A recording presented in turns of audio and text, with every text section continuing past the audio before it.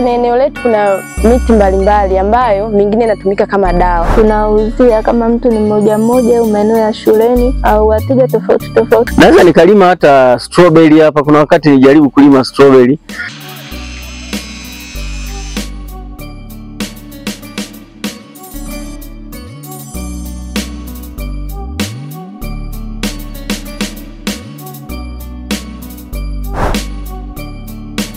Ndani ya halmashauri ya wilaya ya Itigi, shughuli mbalimbali zinaendelea ikiwemo uuzaji wa pembejeo pamoja na viuatilifu kwa ajili ya kusaidia ukuaji wa mazao. Leo hii tumeweza kufika kwenye moja ya duka na kuzungumza na muuzaji wa viuatilifu ambavyo atatuambia maeneo anayopatikana. Kwanza tungependa kujua anaitwa nani? Mimi naitwa Malaika Mbarikiwa Chimimana. Mimi najishughulisha na biashara mbalimbali ikiwemo biashara hizi za pembejeo. Biashara hii ya pembejeo umeianza lini? Biashara ya pembejeo nilianza zamani kidogo, ila sikuanzia hapa. Nilianza zamani kidogo, sikuanzia hapa, nimefanya maeneo mengine, lakini kwa Itigi nina kama miezi 6 hivi nimeanza kufanya biashara hii ya pembejeo. Baada ya kuona kwamba kuna uhitaji wa biashara hii, kuna fursa hii, na mimi nikaona kwamba nichangamkie fursa hii ili kwamba nije niwahudumie Watanzania wenzangu katika kipengele hiki, katika eneo hili. Je, una utaalamu wa uuzaji wa viuatilifu? Ni mtaalamu wa masuala haya. Ni mtaalamu wa masuala haya ambaye kwamba kwenye upande wa viuatilifu huwa kuna taasisi ambayo inahusika na usimamizi wa viuatilifu, ambayo inahusika yenyewe na usimamizi wa mimea, ambayo hiyo ndio inayotoa hiyo elimu ya viuatilifu. Kwa hiyo na mimi nimethibitishwa na taasisi hiyo, ina elimu hiyo kwa ajili ya kutoa viuatilifu, elimu ya viuatilifu kwa wakulima na watu mbalimbali. Unaweza kutuambia ni sababu ipi ambayo ilikufanya uingie kwenye uuzaji wa pembejeo na viuatilifu?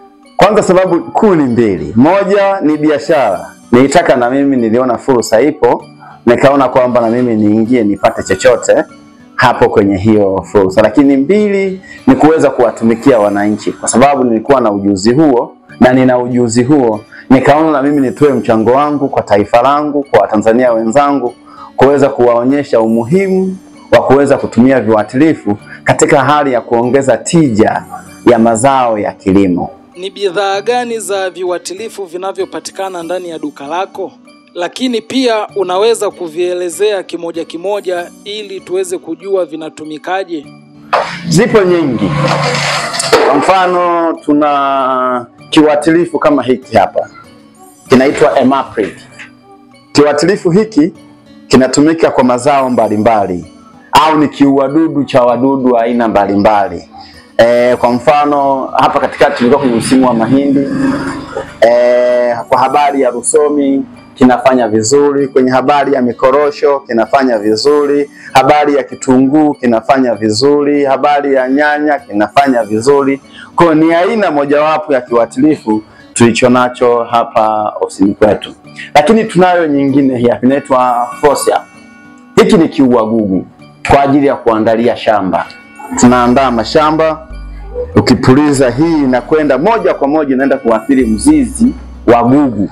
Ikishaathiri mzizi wa gugu, tayari yale majani yanakauka. Majani yakikauka, kwa hiyo mkulima sasa anaweza kaendelea na hatua nyingine ya kwenda kulima badala ya kwamba angeanza kuhangaika na haya magugu. Lakini pia tuna product nyingine, ni hii hapa, Green Gold. Hii ni booster. Ni booster kwa ajili ya mazao mbalimbali, mahindi, nyanya, matango na vitu vingine vingi tu, kwamba hii hapa inatumika. Lakini tunayo booster nyingine hii hapa. Hii inaitwa Ken Mavuno. Ni ya unga. Ken Mavuno. Hii ina upekee wake kidogo tofauti na hii. Kwa mfano kwenye Ken Mavuno, huyu huwa tunapenda kumtumia mmea unapokuwa tayari umetoa maua. Unapokuwa umetoa maua, toa maua pale, wakati wa maua, na tunapuliza hii. Na tunapuliza hii kwa sababu gani? Kwamba tunataka kwamba hii inakwenda kusaidia kuimarisha mmea ili usiweze kudondosha yale maua, unaona, au hata matunda wakati mwingine. Lakini pia unakwenda kuboresha hata mmea wenyewe, unazaa matunda yaliyo bora. Kwenye kitunguu huwa tunautumia pia huu, hata katika ile hali ya kutengeneza shape ya kitunguu. Hii ukitumia hii, tunapenda tuitumie kwenye hatua ya wakati wa kutoa mazao. Lakini hii unaweza ukatumia kwenye hiyo hatua nyingine, lakini hii ni bora zaidi mmea unapokuwa kwenye hatua ya awali, ukiwa bado uko chini. Unaona? Lakini huyu anapoanza kutoa maua huwa tunampendelea zaidi kwa ajili ya kazi hiyo. Kuna athari yoyote inayopatikana kutokana na viuatilifu? Ni kweli kuna athari nyingi tu. Athari za viuatilifu kwa matumizi mabaya yasiyo stahiki. Kwanza naweza kusema zipo aina 2 au 3. Athari ya kwanza kwamba kama ikitokea ukazidisha viuatilifu, unaona, ukaenda nje ya kipimo. Ndio maana kila kiuatilifu hapa kina kibandiko kinachoonyesha matumizi yake. Kwa hiyo ikitokea ukatumia zaidi, unaona, ukaweka zaidi ya kipimo ambacho umeelekezwa, moja, unaweza ukaunguza lile zao lenyewe, unaona, ukaunguza lile zao ambalo tayari hiyo ni nini? Ni athari kwa mkulima kwamba shamba lake limeungua, unaona. Lakini athari ya pili kwamba kwa upande wa viuatilifu ni kwa hata yule anayepulizia mwenyewe, anayepulizia ile hivyo viuatilifu kwenye mimea, kwamba anahitajika kujikinga, lazima avae mavazi ambayo yanahitaji kumkinga yeye asiweze kuguswa kwa namna yoyote. Ndio maana tuna mavazi maalum kwamba anahitaji avae maski, avae kofia, avae overall, avae na gumboot, unaona. Usiende kupuliza viuatilifu shambani umevaa sendo, unaona. Kwa unatakiwa kujilinda, ili kwa sababu hii ni sumu isije ikagusa sehemu yoyote ya mwili wako na ikaweza kukudhuru. Lakini hilo linapotokea pia, ukiangalia kwenye kibandiko cha kila kiuatilifu kuna namna ya kutoa huduma ya kwanza. Kwa tunao ujuzi pia wa kutoa huduma ya kwanza, lakini pia huwa tunawaelekeza wateja wetu namna ya kutoa huduma ya kwanza kama hilo likitokea. Kwa tunawaelekeza kwamba wanaangalia kwenye vibandiko. Kibandiko kinaeleza kwamba kitokea shida hii, fanya hivi, fanya hivi, fanya hivi. Unawasaidia vipi wakulima ambao wanahitaji msaada wako wa kwenda moja kwa moja mashambani? Huwa ni wachache sana. Wengi wanakuambia tunampa maelekezo, anaenda anafanya. Lakini kunapotokea kwamba kuna uhitaji wa namna hiyo, huwa tunafanya kwa kushirikiana na maafisa kilimo wa eneo husika. Naona unamjulisha kwamba kuna mteja huyu, naona. Lakini pia kuna bodi ya mimea, hawa na taasisi husika na masuala ya mimea, naona.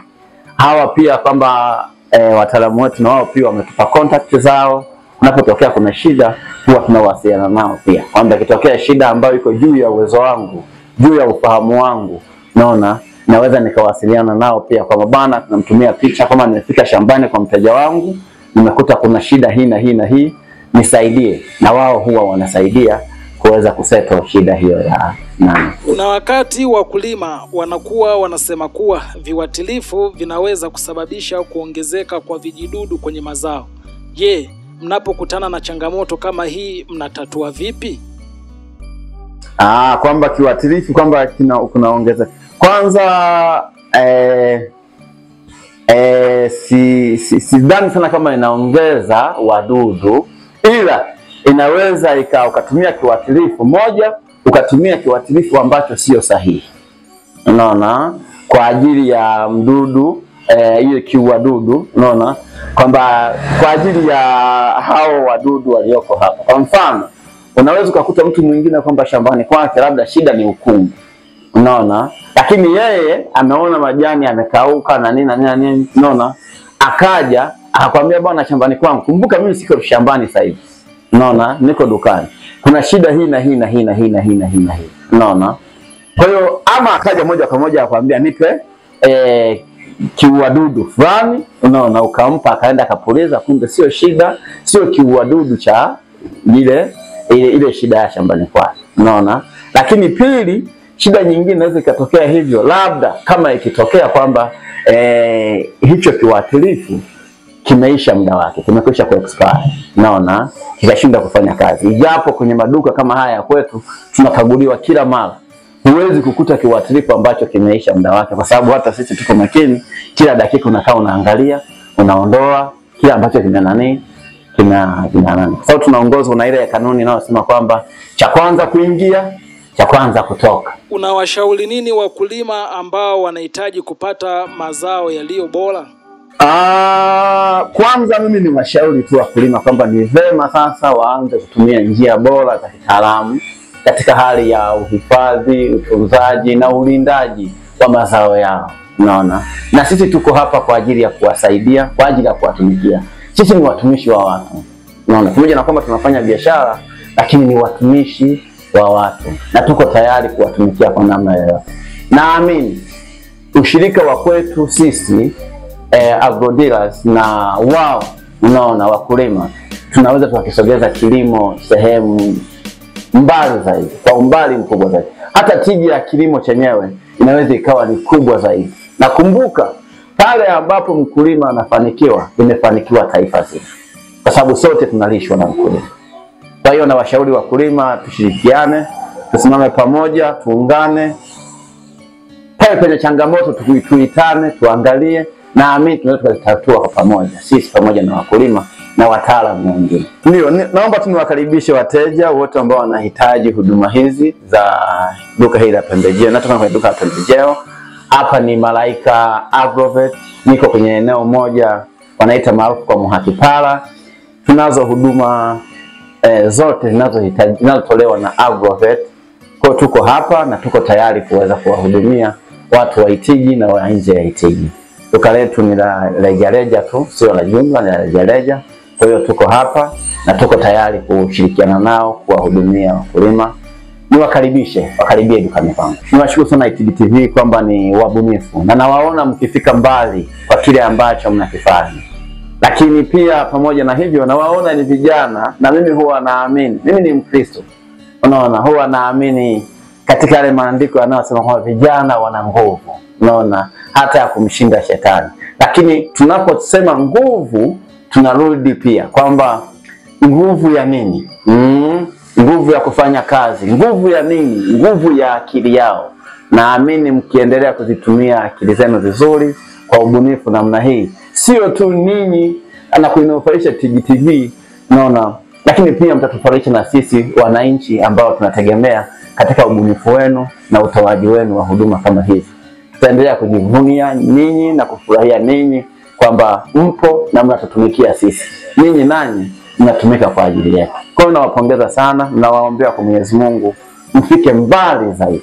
Kwenye kipindi cha leo cha ujasiriamali tumeweza kuzungumza na moja kati ya wauzaji wa viuatilifu vinavyohusiana na mazao pamoja na pembejeo. Lengo ni kuelimisha wakulima juu ya viuatilifu ambavyo wanakuwa wanatumia. Mpaka wakati mwingine tena ambapo Itigi TV kazi yetu kubwa sisi ni kwenda kuzungumza na wajasiriamali. Lengo ni kuifikia jamii kwa namna moja ama nyingine. Kama ndo mara yako ya kwanza kutazama video zetu, basi usisahau kusubscribe